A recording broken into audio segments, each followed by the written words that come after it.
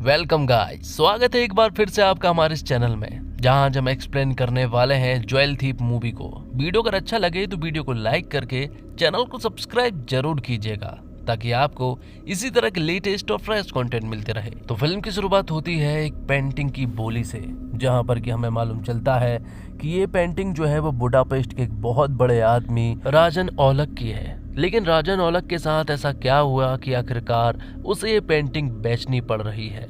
बात कुछ ऐसी है कि राजन ओलक के अकाउंटेंट ने ओलक के डेटा को लीक कर दिया, जिस वजह से राजन ओलक को 200 करोड़ रुपए का नुकसान हो गया है। अकाउंटेंट यहाँ पर माफी मांगने की काफी कोशिश करता है, लेकिन राजन ओलक उसे माफ नहीं करता, बल्कि उसे जान से मार देता है। अपने अकाउंटेंट को मारने के बाद जैसे ही राजन ओलक बाहर आया तो उसकी मुलाकात जेनिफर लोबो से होती है, और जेनिफर लोबो राजन ओलक को बताती है कि अफ्रीका के राजा जो हैं वो अपने हीरे को वर्ल्ड टूर पर भेजना चाहते हैं, और अगले हफ्ते वो बेशकीमती हीरा जो है वो मुंबई के एक एग्जीबिशन में आ रहा है, जिसकी कीमत लगभग 500 करोड़ रुपए है, जिसे सभी लोग रेड सन के नाम से जानते हैं। ये बात सुनते ही ओलक के दिमाग में एक आइडिया आता है कि क्यों ना इसे हीरे को चुरा लिया जाए। लेकिन आखिरकार इसे चुराने वाला सिर्फ एक ही आदमी है, और ओलक उसी से कांटेक्ट करना चाहता है।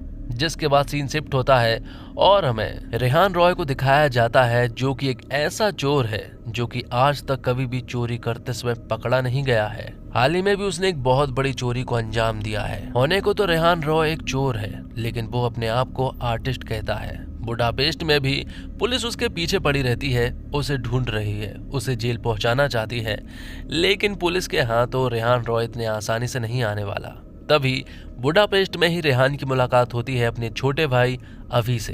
अभी इंडिया से आया है और 3 सालों बाद अपने बड़े भाई रेहान से मिल रहा है। वो बताता है कि पापा बहुत बड़ी प्रॉब्लम में है। कुछ दिन पहले एक आदमी हमारे घर पर आया था। वो आदमी कोई और नहीं बल्कि ओलक होता है।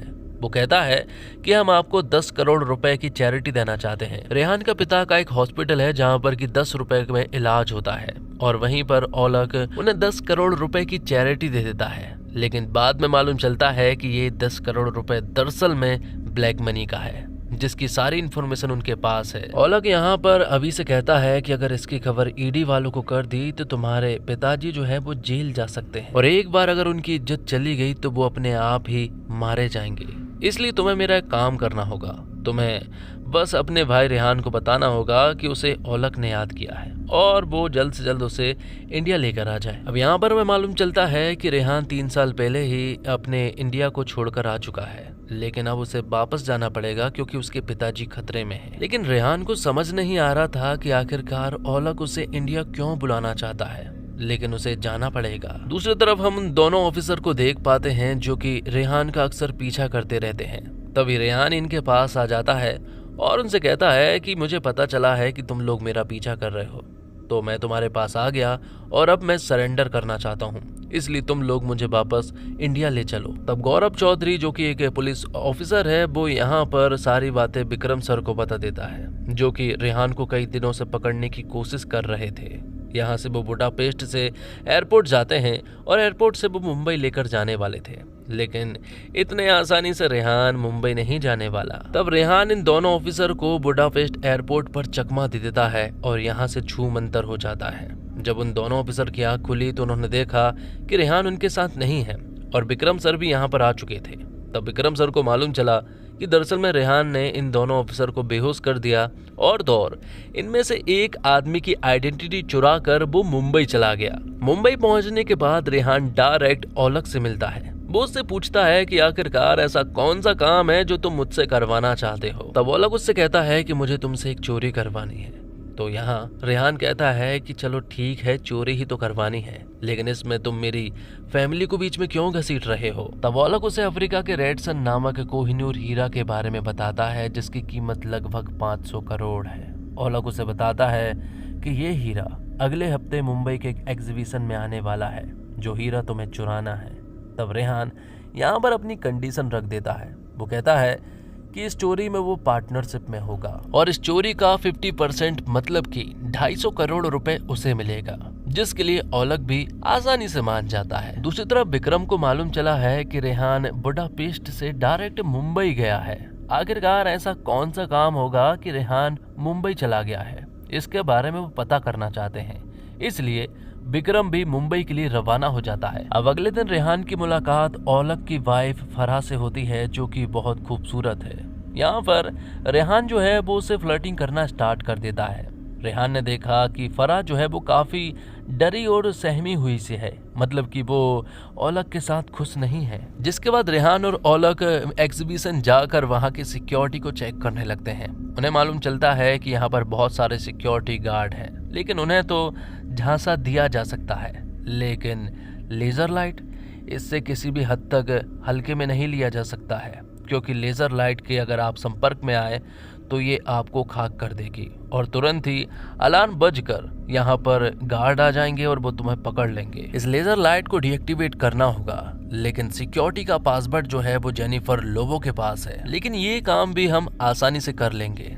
जिसके बाद हमारा हीरो रेहान फिर से फराह से मिलता है। जब रेहान फराह से मिला तो वो उससे जानने की कोशिश कर रहा था कि आखिरकार फराह इस सन की आदमी औलक के साथ क्या कर रही है।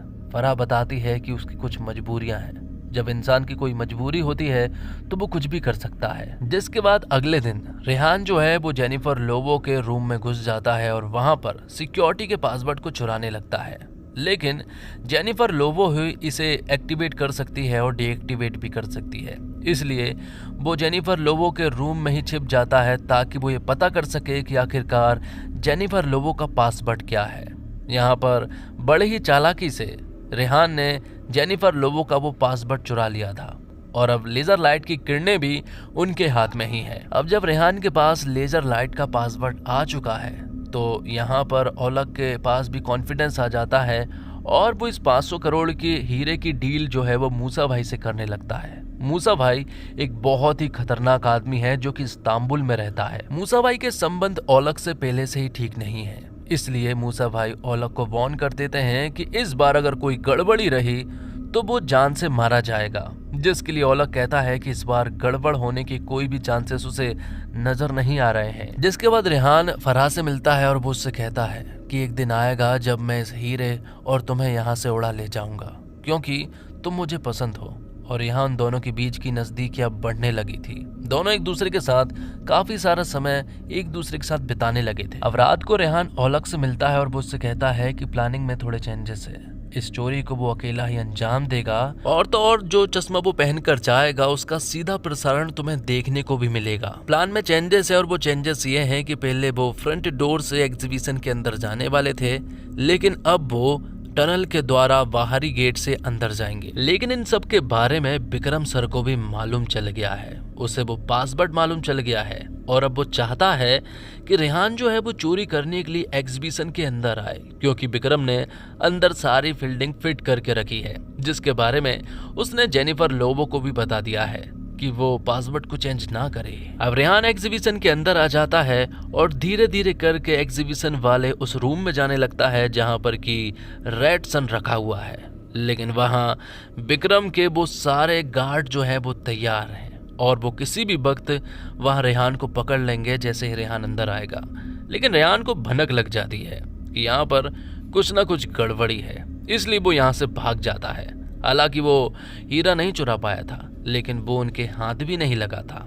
जैसे ही रेहान खाली हाथ औलक के पास लौटा तो औलक ने रेहान को बहुत पीटा, क्योंकि उसे ऊपर भी जवाब देना होगा।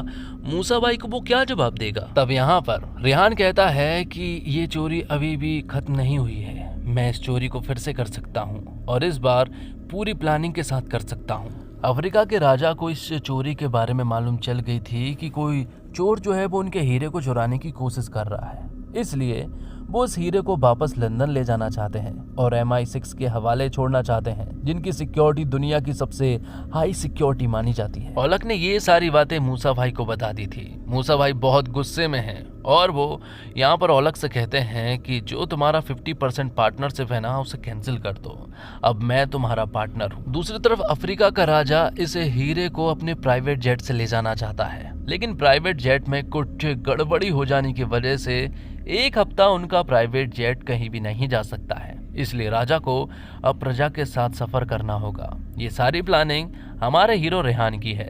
ताकि नॉर्मल प्लेन के साथ यहाँ पर राजा जाए और वहीं ये चोरी हो जाए।